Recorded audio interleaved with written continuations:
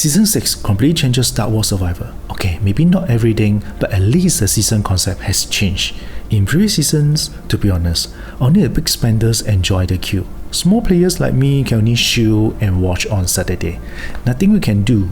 In this later season, it focuses on city captures and defenses. Not just one city, but the entire map. It also adds a tile connection requirement for capturing a city. So even if you are a real player, you will need teammates, a lot of teammates to back you up. If you are a small player, your participation is also crucial to winning the war. Everyone matters now. Welcome back to Meta Instincts. In this video, I'll break down the most important things in Season 6, city capture rules, influence, protection, and the portal. I won't cover everything, that will be too boring. I will focus on what actually helps you get started. In the next video, I will cover the strategy and mistakes I learned from this season. First, here's a big shift. Season 6 is no longer server versus server. It is camp versus camp. Each camp has two servers, which means you are not just working with your own server people. You are fighting alongside another server that you have never met.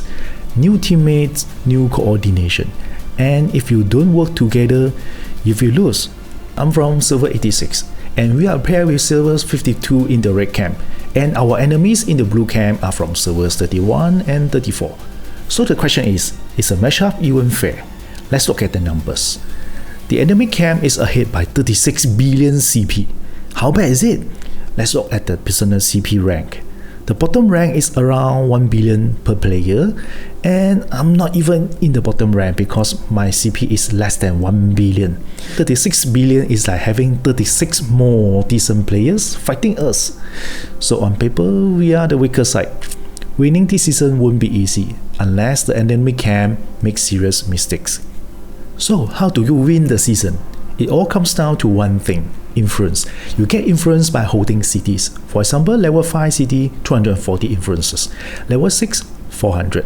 And level 7, the center cities, 1600. That one city alone can decide the entire season. Right now, the blue camp has captured all level 6 city at the center, but TOT, the top alliance, did not hold any of them. They should take the level 7 city by this Saturday. Once they get it, their influence will remain at the top of the season. Now, let's talk about season rewards. They are so tempting, especially this universal exclusive equipment fragments. That's the real value. If you are in the winning camp, you will get tier 1, 2, or 3 rewards based on your alliance ranking by influence. If you are in the losing camp, you will likely get the last tier rewards. But at least you will still get the same fragment, just in smaller quantities. So don't be upset, it's just a game and it's meant to be fun. Win or lose, you still can get the free Dawn badges from GemZ. Just a quick share. The Dawn badges promotion I mentioned in the previous video is still available, but the price is fluctuating, so I don't know how long it will last. Right now it is still $99 for 10,000 plus 2,000 bonus badges. Get it from GemZ and the link is in the description. Next, the new war rules and protection are among my favorite changes. Remember, in pre-season, I had to wake up early to put on a 24-hour shield every Saturday. When I miss it, I will have like 18 days of queue in the emergency center. But now, no more shield, and the war period is shortened to 4 hours on Saturday, from 11 to 15 server time. Outside of that, you cannot attack enemy shelter, towns, or cities, and you can't even teleport to the enemy territory. You can see the enemy is there but cannot touch them.